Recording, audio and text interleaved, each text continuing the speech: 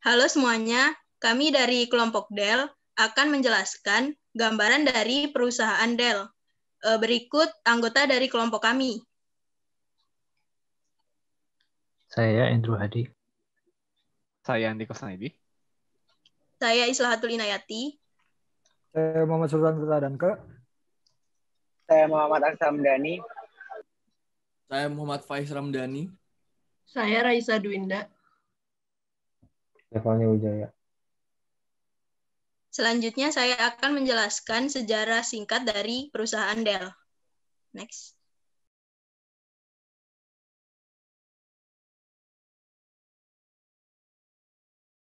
Didirikan oleh Michael Dell secara resmi pada tahun 1984. Ketika itu Michael Dell membuat PC Limited. Perusahaan mengubah namanya menjadi Dell Computer Corporation pada tahun 1988 dan mulai berkembang secara global sebagai perusahaan multinasional yang pertama di Irlandia. Pada tahun 1992, majalah Fortune memasukkan perusahaan komputer Dell dalam daftar 500 perusahaan terbesar di dunia. Michael Dell adalah CEO termuda dari daftar Fortune 500 yang pernah ada. Dell Inc. sekarang menjadi yang ke-41 di antara 500 perusahaan dalam daftar tersebut. Next. Pada struktur organisasi, pemilik dari Dell yaitu Michael Dell. Di bawahnya tuh ada Mike Code sebagai Chief Executive Officer dan Secure Work. Dia Kepala Eksekutif Secure Work dan anggota Dewan Direksi. Dia telah menjabat sebagai CEO sejak Februari 2002. Dia adalah ketua dari 2002 hingga 2011 melalui akuisisi oleh Dell pada Februari 2011. Dia telah memimpin perusahaan melalui pertumbuhan dan IPO dari pendapatan tahunan kurang dari 1 juta US dollar menjadi 553 juta US dollar pada dasar GAAP pada tahun fiskal 2020. Selanjutnya ada Alessandro sebagai Direktur Pemasaran Dell Teknologi. Dalam peran ini, Alison bertanggung jawab langsung atas organisasi pemasaran global, strategi dan semua aspek upaya pemasaran Dell Teknologi termasuk merek dan kreatif, pemasaran produk, komunikasi digital, dan pemasaran lapangan dan saluran. Ketiga ada Jeff Chart. Dia bertanggung jawab untuk menjalankan operasi bisnis sehari-hari, membentuk agenda strategis perusahaan dan menyelaraskan prioritas di seluruh tim kepemimpinan eksekutif Dell Technologies. Terus ada Pat Gelsinger. Itu seorang eksekutif bisnis Amerika yang saat ini menjabat sebagai CEO Intel. Dia sebelumnya menjabat sebagai CEO VMware selama 8 tahun sebagai Presiden dan Chief Operating Officer di AMC selama 3 tahun. Lalu ada di bawah itu ada Steve Price. Dia mengubah sebagai Chief Human Resource Officer Technologies yang memimpin sumber daya manusia dan fasilitas global. Lalu ada Tom Sweet adalah Chief Financial Officer dari Dell Technologies. Dia mengawasi semua aspek fungsi keuangan perusahaan, termasuk akuntansi, perancangan dan analisa keuangan, pajak, pembendaharaan dan hubungan investor, serta operasi bisnis global, Dell Financial Service, Dell Technologies Capital dan Bumi. Lalu ada Howard Elias, adalah Chief Customer Officer dan Presiden dari Service dan Digital di Dell Technologies. Dia memimpin organisasi global yang didedikasi untuk advokasi pelanggaran dan mengawasi dukungan global, penerapan konsultasi, pendidikan, layanan terkelola, organisasi IT, dan peer to stream. Terus ada Bill Scannell, itu sebagai Presiden Penjualan dan Global Operasi Pelanggan Dell Technologies. Dalam perannya ini, dia memimpin organisasi go-to-market, termasuk gerakan penjualan langsung dan mitra Dell. Lalu terakhir ada Rich Rothberg, itu penasihat umum untuk Dell Technologies. Selebihnya diisi oleh staf-staf dari atasannya tersebut. Next. Berikut merupakan cara proses bisnis dalam perusahaan Dell. Jadi pertama dimulai dari seorang customer yang ingin merequest sebuah custom komputer. Ketika customer sudah merequest pesanan tersebut, maka sistem akan menerima pesanan dan akan dibuatkan dalam perusahaan Dell. Lalu sistem akan mengecek apakah yang membeli custom komputer tersebut merupakan customer baru atau lama. Jika lama, maka invoice dari request customer akan dikirimkan kepada akun customer yang lama. Tetapi jika customer yang baru, maka sistem Dell akan membuatkan akun yang baru, lalu akan dikirimkan invoice-nya. Setelah invoice sudah dikirim, maka barang akan melakukan pengecekan, lalu dikemas, dikirimkan kepada warehouse Dell. Setelah itu, maka Dell akan memberikan tag dan deskripsi, kemudian akan mengirimkan untuk pelanggan. Begitu adalah proses bisnis Dell. Next.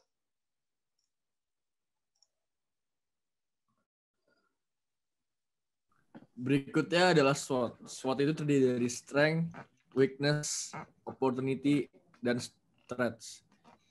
Pertama, kekuatan dari Dell yaitu Dell adalah salah satu perusahaan yang menghasilkan PC terbesar di dunia. Selama beberapa tahun terakhir ini, Dell telah memegang posisi sebagai pemimpin pasar. Merek Dell adalah salah satu merek komputer paling diketahui dan terkenal di dunia. Dell menghentikan pengecer dan pemasok langsung ke pelanggan. Hal ini menggunakan teknologi informasi dan pendekatan manajemen hubungan pelanggan untuk menangkap data dan pelanggannya yang loyal. Dell memiliki total pada rantai pasokan atau supply chain. Next.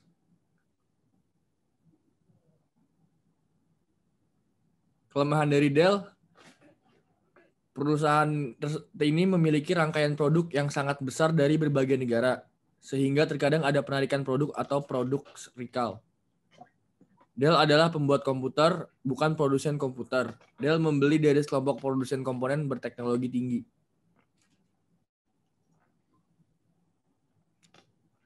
Opportunities dari Dell. Dell mengejar strategi diversifikasi dengan memperkenalkan banyak produk baru ke lini produknya. Hal ini awalnya berarti terhadap barang seperti printer dan toner. Tetapi sekarang juga termasuk televisi LCD dan barang non-komputasi lainnya. Dell membuat dan menjual komputer dengan harga murah ke pengecer PC di Amerika Serikat. Next. Threats. Masalah tunggal bagi Dell adalah persaingan kompetitif yang ada di pasar PC secara global. Sumber Dell dari negara-negara timur jauh di mana biaya tenaga kerja tetap rendah, tetapi tidak ada yang bisa menghentikan pesaing dari pemasok serupa. Dell menjadi global dalam pemasaran dan operasinya dan terbuka fluktuasi di world currency markets. Perubahan nilai tukar dapat membuat perusahaan terkena potensi kerugian di beberapa bagian rantai pasokannya. Next.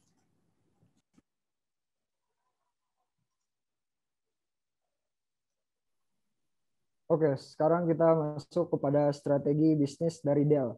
Nah, terdapat 3 strategi utama, yaitu strategi generik, strategi pendukung, dan juga strategi bersaing di pasar global. Sekarang kita masuk kepada strategi pertama, yaitu strategi yang generiknya. Next. Ya, secara umum, Dell itu memiliki strategi, yaitu sebagai low-cost provider. Artinya sebagai produsen perangkat keras komputer, Dell itu menawarkan harga yang lebih rendah dari pesaingnya seperti Cisco, IBM, dan lainnya. Dell menetapkan margin yang rendah sehingga harga yang ditawarkan menjadi lebih murah tetapi tetap berkualitas. Namun hal ini terdapat dampaknya, yaitu hilangnya aktivitas penjualan perusahaan dengan reseller, yaitu pemasok barang yang bersaing dengan perusahaan lainnya. Dell juga melakukan strategi penjualan langsung kepada customer sehingga memberikan keunggulan kompetitif pada pemasaran produk Dell. Selain memasarkan langsung, Dell juga menjual komputernya melalui sistem online, melalui website resminya. Nah, dengan website tersebut, perusahaan dapat lebih menghemat waktu transaksi dan pemenuhan pemesanan. Terus juga meningkatkan keakuratan serta menyediakan muatan ukuran tertentu yang akan menghasilkan derajat e-loyalty yang lebih tinggi daripada atribut-atribut tradisional seperti pemilihan harga dan produk. Dell juga menyediakan untuk perbaikan secara online agar pelanggan atau customer-nya bisa melakukan komplain terkait dengan permasalahan yang dihadapi. Hal ini bertujuan untuk memberikan kepuasan kepada para customer-nya. Next.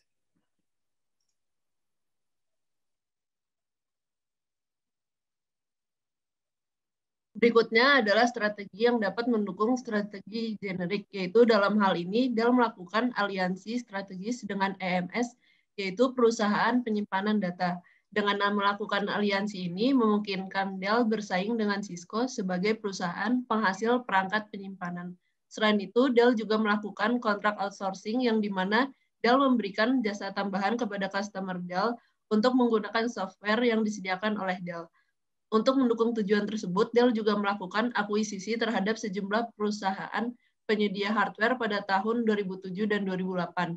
Contoh perusahaan yang Dell akuisisi adalah Everdream Co., Silver Black Technology, dan Message One, dan lain-lainnya. Akuisisi tersebut dimaksudkan untuk memperkuat kemampuan Dell dalam menyediakan layanan bernilai tambah kepada para pelanggannya. Selanjutnya ada strategi bersaing di pasar global.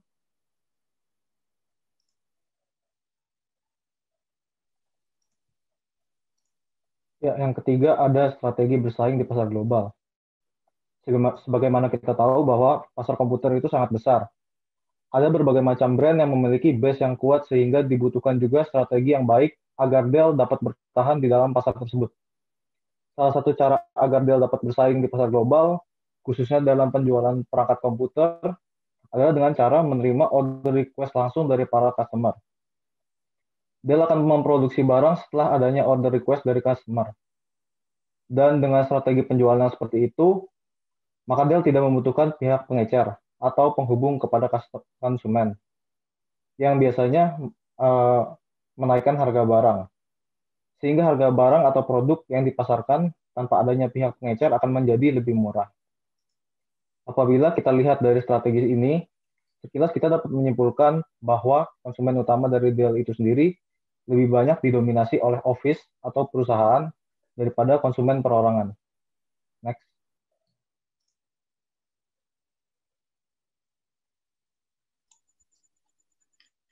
Selanjutnya ada target marketing. Perusahaan Dell memasarkan merek-merek khusus untuk kelompok konsumen yang berbeda. Yang pertama ada merek Optiplex, Latitude, dan Precision yang ditujukan untuk kalangan bisnis menengah dan skala besar, di mana iklan perusahaan lebih menekankan pada masa pakai yang panjang, keandalan, dan kemampuan untuk terus beroperasi. Yang kedua ada merek Dimension, Inspiron, dan XPS yang lebih berorientasi pada konsumen, pelajar, dan lingkungan rumah kantoran skala kecil menekankan pada harga, performa, dan kemampuan untuk dikembangkan lebih lanjut. Kemudian ada Dell XPS yang ditujukan pada pasar gamer yang mampu mendatangkan banyak keuntungan. Sistem desktop XPS menggunakan warna perak ketimbang hitam untuk warna casing seperti yang biasa ditemukan pada PC Dell. Keluaran-keluaran yang terbaru. Dell juga menambah keanekaragaman jajaran produknya meliputi USB, K-Driver, K-Drive, LCD, television, dan printer. Kemudian ada beberapa yang berasumsi bahwa produk Dell lebih mahal dibanding merek lain. Sebenarnya itu tergantung kebutuhan konsumen. Mungkin ada yang mahal karena kebutuhannya tinggi, sehingga membutuhkan spesifikasi komputer yang tinggi. Alasan lainnya yaitu terjadi karena model bisnis pada perusahaan Dell ini tidak memakai retail, sehingga pajak di setiap negara dan biaya importnya juga mempengaruhi harga itu sendiri. Oke, next.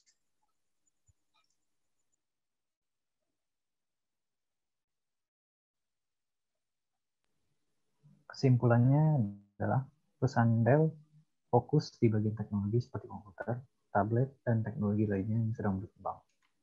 Lalu, penjualan dari Dell terjadi secara langsung pada customer tanpa adanya campur tangan dari reseller. Lalu tantangan terbesar yang dialami Dell adalah bagaimana cara orang menggunakan teknologinya dengan tujuan untuk melakukan bisnis yang lebih efisien. Sekian presentasi dari kelompok kami. Terima kasih.